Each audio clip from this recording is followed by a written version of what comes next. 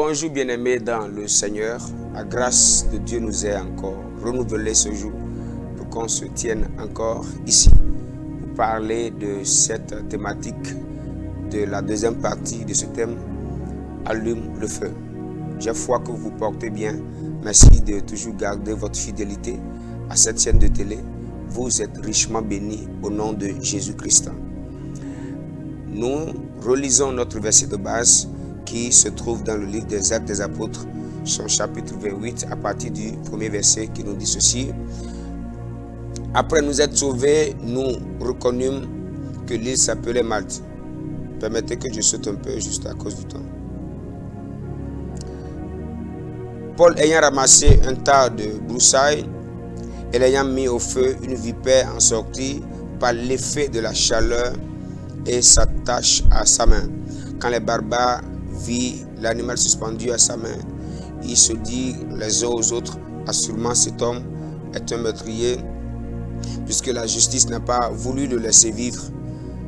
Après qu'il a été sauvé de la mer, Paul secoua l'animal dans le feu et ne ressentit aucun mal. Nous avons dit précédemment qu'il est important pour nous d'allumer le feu. Il est important pour nous d'avoir le feu. C'est très important. Ici, sans le feu, les broussailles que Paul avait en main, dans ces broussailles se cachait une vipère qui pouvait le tuer, qui pouvait le détruire. Mais le feu a exposé cette vipère-là. Et nous avons dit qu'il est très important de toujours se lever avec le feu dans la journée, avoir le feu et finir aussi sa journée avec le feu. Se coucher aussi avec du feu. Parlant du jeune Samuel qui était près du sacrificateur Élie, la Bible dit que il se couchait dans la présence de Dieu. Il se couchait dans la présence de Dieu. Il se couchait quand les lampes de l'Éternel étaient encore allumées.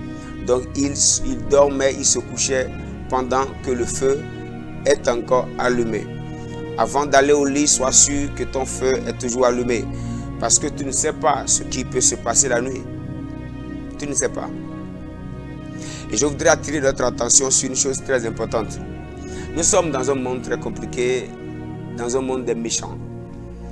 Et le monde des ténèbres peut décider de t'infiltrer, envoyer des personnes juste s'attacher à toi pour te détruire, entrer dans ton travail, entrer dans ton église, entrer dans ton groupe que tu diriges, dans ton commerce, des personnes qui viennent juste dans l'objectif de te nuire, qui viennent juste dans l'objectif de te détruire.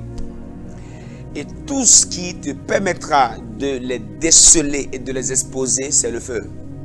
Tout ce qui peut te permettre de les déceler et de les exposer, c'est le feu. La Bible nous parle d'un homme dans Amos 5, verset 19. On nous parle d'un homme qui fuit devant un lion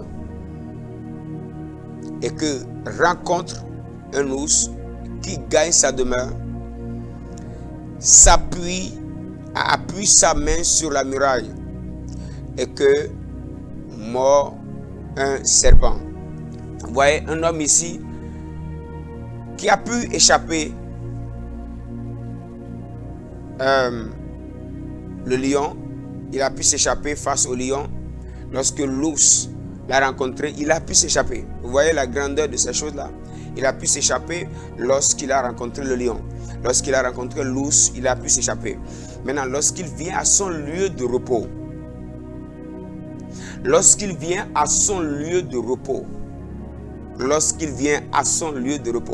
là où il ne croit pas avoir d'adversaire, là où il croit qu'il peut être en paix, là où il croit se reposer, là où il croit qu'il peut dormir, là où il vient normalement rendre grâce à Dieu, c'est à ce lieu de repos maintenant qu'un serpent le mord.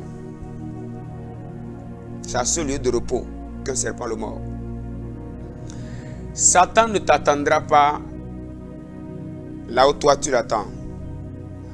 Les adversaires de ta vie ne t'attendront pas là où toi tu es prêt, tu es bien disposé pour les attaquer. Tu ne les verras pas là-bas. Notre adversaire agit de manière très subtile. Il se cachera là où tu ne penses pas le trouver. Il se mettra là où tu n'a aucune idée qu'il peut être. Voilà pourquoi chacun de nous, nous devons rester beaucoup éveillés et faire beaucoup attention à nos vies. Ici, c'est à la maison que cet homme a été tué. Il a été arrêté dans son lieu de repos. Et parlant ainsi de Samson, qui avait renversé tous les Philistins, l'homme de fureur, toutes les fois que les Philistins venaient contre lui, il les battait et il les abattait, il les détruisait. Et lorsqu'il se retrouve dans son lieu de repos, c'est là où il vient se reposer. C'est là maintenant on lui a arraché les cheveux. Et c'est là maintenant que les Philistins l'ont arrêté. Je voudrais nous encourager, même dans notre lieu de repos, qu'il y ait du feu. Dans notre lieu de repos, nous devons toujours avoir du feu. La Bible nous dit que l'homme aura, Jésus pouvait dire, l'homme aura pour ennemi les gens de sa maison. Tu n'as aucune idée de ceux qui te cherchent. Tu n'as aucune idée de ceux qui veulent te détruire. Tu n'as aucune idée de la bataille que tu transportes. Tu n'as aucune idée de ceux qui t'en veulent. Tu n'as aucune idée de ceux qui te poursuivent. Les adversaires peuvent même te poursuivre jusqu'à venir chez toi à l'église. Ils peuvent entrer dans l'église, même s'asseoir à côté de toi. J'ai déjà vu des personnes infiltrées qui viennent même à l'église adorer Dieu. J'ai déjà vu des personnes envoyées par l'enfer qui viennent juste faire amis aux enfants de Dieu à l'église, mais qui viennent pour une mission. Si nous n'avons pas de feu, notre lieu de refuge, là où on pense normalement nous reposer, c'est là que l'adversaire nous frappera. Je suis vraiment désolé de parler de cette réalité. Vous savez, aujourd'hui, les adversaires, aujourd'hui, les sorciers sont très intelligents, je dirais très rusés j'allais dire, très rusés. Aujourd'hui, ils viennent même s'asseoir à l'église. Ils veulent infiltrer les églises. Ils veulent opérer à l'église. C'est là où nous venons maintenant libérer notre cœur à Dieu. C'est là maintenant qu'ils veulent se cacher. Ils viennent se cacher là pour qu'on ne soupçonne rien. Pour que même dans leur famille, qu'on ne soupçonne rien. Ils font semblant d'être les meilleurs prieurs. Ils veulent rester dans le groupe d'intercession. Ils veulent rester près du pasteur. Juste pour qu'on ne soupçonne rien. Si nous n'avons pas de feu, ils vont nous détruire. La namana hazata. Je prie vraiment Dieu de nous aider. Que Dieu illumine les yeux de nos cœurs. Que Dieu nous donne la capacité de toujours avoir le feu. Écoutez-moi bien aimés. Nos lieux de refuge aujourd'hui sont infiltrés. Nos lieux de repos sont infiltrés. Satan veut avoir ses représentants partout. Et il réussit même à avoir ses représentants dans nos lieux d'adoration. Et la tragédie est que plusieurs ne sont même pas encore conscients de ces réalités. Certains pensent avoir tellement la foi en Dieu que Satan ne peut rien faire. Écoute-moi bien. Jésus a vaincu le diable, oui, mais il ne lui a pas arraché tout son pouvoir. Satan est toujours l'autre Satan. Nous vivons dans la victoire, mais n'oublions pas que nous combattons dans la victoire. Nous connaissons la finalité de la bataille, mais il nous est exigé aussi de combattre. La Bible nous parle de notre adversaire, le diable. Donc, le diable n'est pas l'adversaire de Dieu, c'est notre adversaire. Nous sommes en adversité. On est en guerre. Voilà pourquoi chacun de nous, nous n'avons pas le droit de négliger nos vies. J'encourage l'église de Jésus, enfants de Dieu, dans nos cellules de prière, dans nos églises, à travailler pour toujours avoir du feu. Qu'il y ait toujours du feu dans les départements, qu'il y ait du feu. Qu'il y ait du feu à la maison, qu'il y ait du feu dans tout ce que nous voulons faire. Soyons sûrs qu'avant qu'un culte ne commence, qu'il y a déjà du feu sur l'autel. Avant d'aller prêcher Jésus, sois sûr que tu es en feu. Si tu n'es pas en feu, tu vas rencontrer des hypocrites, des personnes qui ont des esprits de python et qui viendront faire semblant d'être enfants de Dieu, qui viendront faire semblant d'être adoratrices, mais qui sont des agents du monde des ténèbres et qui viennent dans l'objectif de te détruire. Et Dieu ne t'a jamais dit d'être aveugle. Dieu ne nous a jamais dit d'être négligent. Il ne nous a jamais dit de ne pas avoir de feu. alors là, il y a des choses qui sont rattachées à notre responsabilité. Et si nous ne faisons pas ce que nous devons faire, nous sommes exposés. Je nous encourage à allumer le feu. Allumons le feu à la maison. Allumons le feu dans nos vies. Allumons du feu au travail. Partout où nous passons, que le feu soit toujours allumé. Et comme l'a dit, comme Dieu l'a recommandé à Moïse dans Lévitique 6, le verset 6, il est écrit que le feu brûlera continuellement sur l'autel et ne s'éteindra point. Alors comprenons bien que l'objectif de Dieu est que nous ayons toujours du feu sur notre autel, sur l'autel de notre vie, dans notre cœur, dans notre vie, qu'il y ait toujours du feu. Dieu n'a jamais voulu que tu manques de feu. Dieu n'a jamais voulu que ton feu s'éteigne. La tragédie est que nous attendons parfois être surpris par nos adversaires avant de commencer à chercher du feu. La Bible nous dit, dans Matthieu 25, nous parlons des 5 vierges folles et des 5 vierges sages. Les 5 vierges folles n'avaient pas assez d'huile. Les 5 vierges sages avaient assez d'huile. Et leur lampe était toujours allumée. C'est lorsque l'époux vient, c'est lorsqu'il y a d'urgence maintenant, que les autres ont commencé à courir derrière l'huile pour avoir du feu. Parfois, nous attendons qu'il y ait des dangers avant de commencer à poursuivre l'huile. Parfois, nous voulons, c'est quand Satan nous crible, c'est quand les adversaires nous assaillent. C'est lorsque nous sentons maintenant que nous sommes dans les griffes de nos adversaires. C'est là maintenant qu'on commence à sauter. C'est là maintenant qu'on veut jeûner. C'est là maintenant qu'on veut prier en langue. C'est là maintenant qu'on veut intercéder.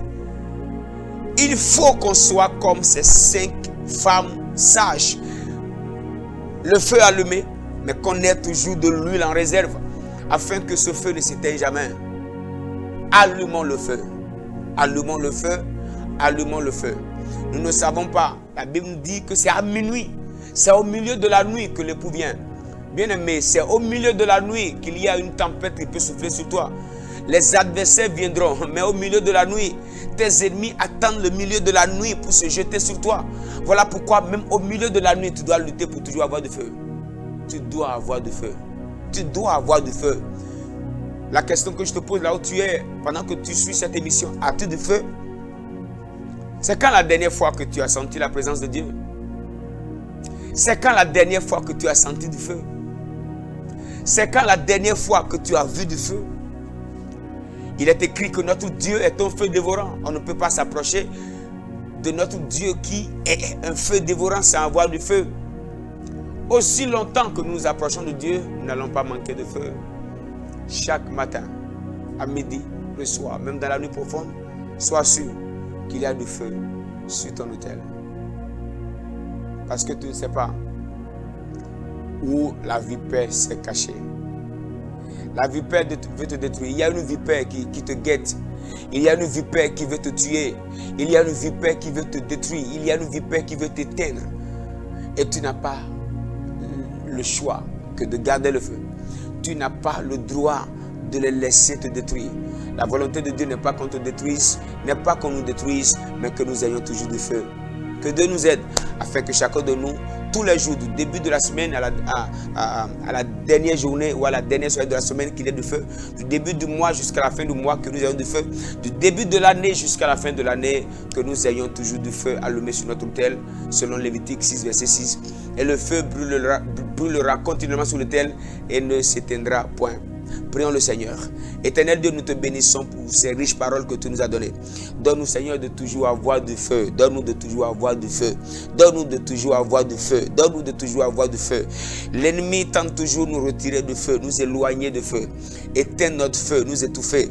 Et c'est lorsqu'il remarque que nous n'avons plus de feu qu'il vient à minuit nous attaquer. Qu'il vient au milieu de la nuit. Il se cache dans les broussailles. Il se cache dans notre travail. C'est lorsque Samson dormait. C'est là qu'on lui a arraché les cheveux pour les poser maintenant aux adversaires. Oh Dieu, garde-nous afin que nos cheveux ne soient pas retirés. Garde-nous afin que l'huile soit toujours dans nos lampes et que le feu ne s'éteigne jamais dans nos vies. Que nous gardions ce feu allumé et que ton seul nom soit élevé. Donne-nous, Seigneur, de marcher avec toi avec un feu toujours frais. Merci de nous avoir exaucés. Au nom de Jésus-Christ. Amen. Merci d'avoir suivi cette belle émission. On se donne rendez-vous pour la prochaine fois. Shalom chez vous.